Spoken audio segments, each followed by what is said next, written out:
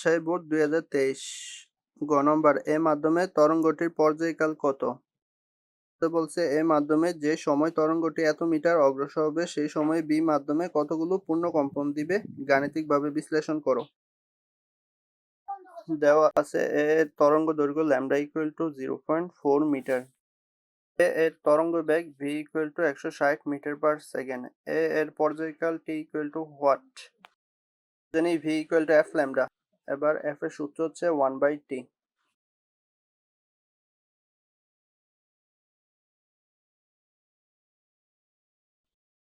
এবার মান বসাবো।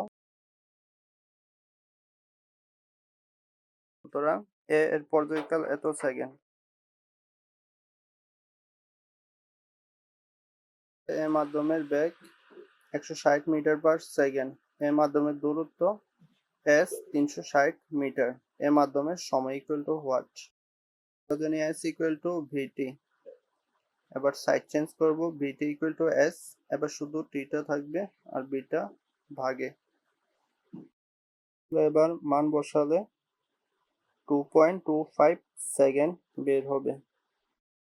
নং হতে পাই এ মাধ্যমের পর্যায়কাল এত, সুতরাং বি পূর্ণ কম্পন দিবে n ইকুয়াল টু, সূত্রটা ছিল ft, এবার f এর সূত্র 1/t বসাবো, তাহলে এটা ক্যালকুলেটরে করলে 900 টি বের হবে, সুতরাং বি পূর্ণ কম্পন দিবে 900 টি।